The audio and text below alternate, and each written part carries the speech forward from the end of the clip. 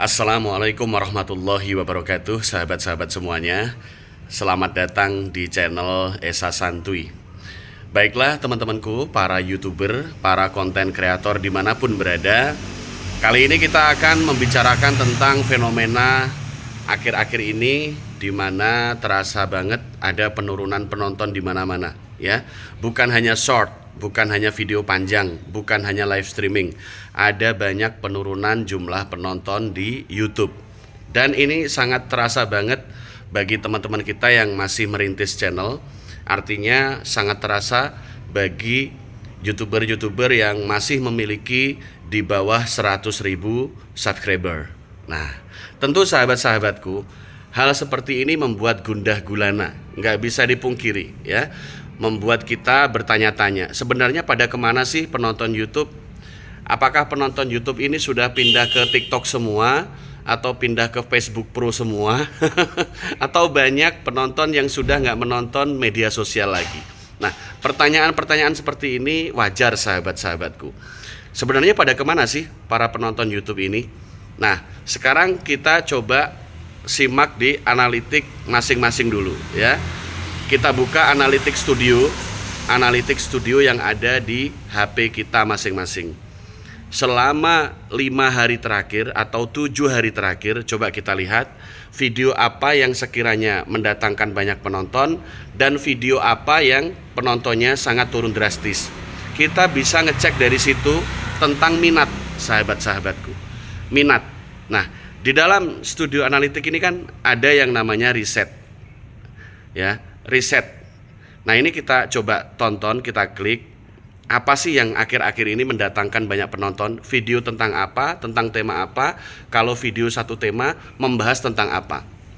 Video tentang horor, video tentang perkebunan, tutorial otomotif, tutorial YouTube, masak-memasak, tutorial bikin kue, daily vlog, jalan-jalan, tentu berbeda penghasilan penontonnya, ya.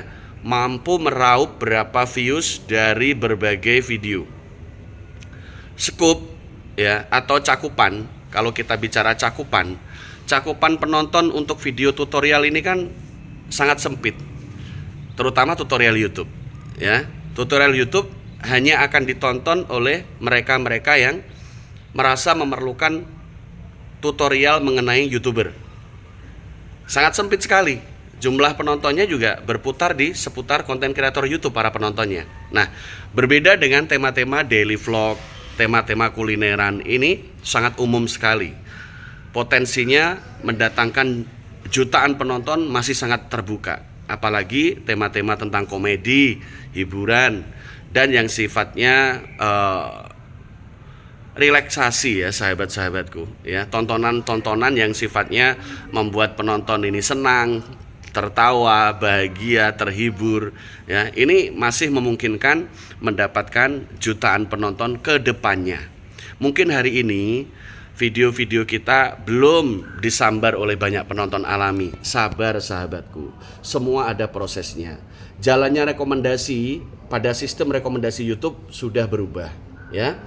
Dulu kita bisa melihat 24 jam pertama perkembangan dari sebuah konten bisa dilihat, oh ini akan viral, ini akan viral. Tapi sekarang tidak seperti itu. Sekarang pada saat kita sudah meluncurkan video baru, 24 jam pertama ini biasanya belum ada perubahan yang signifikan, ya. Kemudian hari kedua mulai ada pergerakan sesuai dengan hasil dari rata-rata durasi tonton. Kalau video kita ditonton dengan durasi yang bagus oleh masyarakat, artinya isi konten kita dirasa memang oke, maka hari-hari berikutnya, di hari ketiga, keempat, ini rekomendasi akan terus berjalan. Begitu sistem rekomendasi sekarang. Jadi tidak perlu panik kalau hari pertama, hari kedua video masih sepi. Tenang, jangan panik dulu, ya. Tinggal nanti melihat panah hijaunya ke atas dalam analitik studio. Apakah penayangan hijau ke atas? Apakah rasio klik tayang kita bagus? Apakah durasi tonton yang kita dapatkan panah ke atas hijau atau panah ke bawah hitam? Nah, kalau panah ke bawah hitam, nah udah, ini rekomendasi akan berhenti, ya.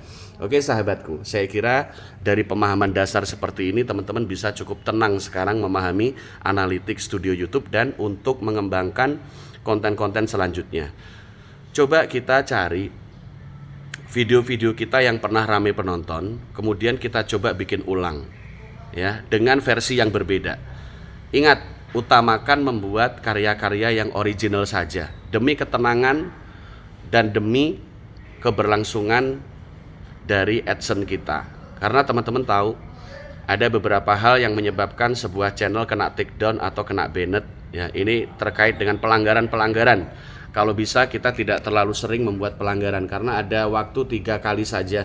Saat kita sudah mendapatkan 3 kali teguran, maka channel kita bisa dihapus sepihak oleh YouTube tanpa meminta izin dari kita ya. Ayo kita jaga channel kita masing-masing. Terus kemudian, apakah kita perlu stop upload video ya Bang? Karena kalau dirasa-rasa YouTube sekarang kok makin sepi, apakah kita perlu pindah ke platform lain? Nah, kalau mengenai hal itu, balik lagi kepada diri masing-masing. Kalau teman-teman ingin berusaha mencoba peruntungan di platform lainnya, silahkan, itu bebas sahabatku ya. Kalau menurut saya sih, teman-teman bisa melakukan dua-duanya, fokus di YouTube dan fokus di platform lain. Itu bisa sahabatku, bisa. Hanya saja nanti teman-teman perlu mengatur dan memanajemen waktu. Karena rasional saja ya, sesuai dengan apa yang saya alami. Menjalankan satu channel saja, kita sudah waktunya ini habis-habisan sahabatku. Baru satu channel. Terus kemudian kalau kita menjalankan 2 channel, nah ini waktu kita sudah tersita, ini cukup banyak waktu kita yang kita habiskan untuk mengembangkan 2 channel YouTube. Apalagi nanti kalau ditambah menjalankan akun TikTok atau Facebook Pro, ini tambah nggak karu-karuan. Kalau kita nggak bisa memanajemen waktu ya jungkir balik sahabatku, jungkir balik beneran. Kecuali teman-teman memiliki tim kerja ya, tim kerja. Mungkin dalam satu keluarga, suami istri ya, kalian bisa berbagi tugas. Yang satu mencoba mengembangkan YouTube, yang satu mengembangkan platform lainnya. Ini juga bisa dicoba, nggak ada yang tidak mungkin ya, segala sesuatu bisa dicoba. Nah, bagaimana keberlangsungan kita di YouTube? Tetap saja fokus upload di YouTube. Kalau sudah memiliki channel YouTube, apalagi channel YouTube kita sudah monetisasi, sudah monetize, ya sangat sayang banget kalau kita lepaskan. Maka dari itu, kalau sekiranya 1,5 tahun, teman-teman sudah menjalankan satu tema dengan fokus dan hasilnya tidak memuaskan, maka perlulah kiranya mulai sekarang memiliki wacana ganti tema. Ya perlu riset pasar sahabatku, teman-teman perlu menonton di beranda, kira-kira konten apa aja sih yang saat ini menghasilkan banyak penonton. Nah, coba di scroll di beranda umum ya. Nanti ketemu dengan channel-channel besar, ketemu dengan channel-channel yang menengah yang sudah berkembang. Mereka membahas tema apa yang kira-kira ramai penonton dan kira-kira kita bisa melakukannya. Nah, seperti itu ya. Kalau ganti tema, otomatis teman-teman perlu memperbaiki settingan channel lebih baru ya, sesuaikan dengan tema baru. Jangan sampai lupa ya. Nanti awalnya tema horor, kemudian pindah ke mancing ikan, tapi kata kunci channelnya masih kata kunci channel horor. Nah, ini kan kurang maksimal nanti, kurang maksimal ke depannya. Jadi, kalau teman-teman ganti tema, jangan menghapus video lama ya, tapi perbaiki saja settingan channel, kata kunci channel, sesuaikan dengan tema-tema baru. Ya, ini penting sahabatku.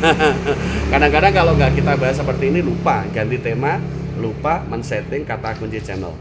Nah, akhirnya nanti di fitur penelusuran dan fitur pencarian video kita sulit ditemukan kalau kita lupa ganti kata kunci channel di settingan channel ya. Adanya ini di settingan studio desktop. Oke, sahabat-sahabatku, saya kira seperti yang sudah sering saya bicarakan, di YouTube ini perlu ketabahan, perlu kesabaran dan konsistensi ya. Yuk kita bangun terus sistem algoritma di channel kita agar rekomendasi bekerja lebih bagus lagi. Ingat, di tahun 2025 ini yang penting kita lakukan adalah selain meningkatkan isi konten, yang kedua adalah perbaiki thumbnail kita agar thumbnail kita lebih mencolok, lebih mudah dilihat dan lebih membuat orang-orang penasaran untuk ngeklik video kita. Dan buatlah judul-judul video yang juga menimbulkan rasa penasaran. Ini dulu, ini yang perlu konsisten kita lakukan. Nggak lama sahabatku, dalam waktu 1 bulan 2 bulan ke depan berkembang. Kalau isi konten kita bermanfaat, berkembang ya. Walaupun perkembangan itu perlu waktu, perlu proses Yuk kita nikmati prosesnya. Salam untuk keluarga dan semangat konsisten upload video. Wassalamualaikum warahmatullahi wabarakatuh. Salam konsisten teman-temanku.